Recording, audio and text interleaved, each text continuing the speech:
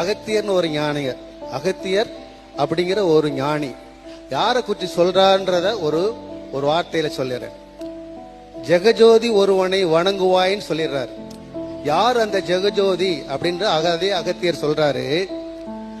மாநிலத்தை ஒரு நொடியில் வகுத்தே மண்ணில் குணமான மனிதரையும் படைத்த பின்பு குவலயத்தில் தான் உதித்து குருவாய் வந்து சனமான சம்சாரம் ஒன்றில்லாமல் சந்நியாசி போலிருந்து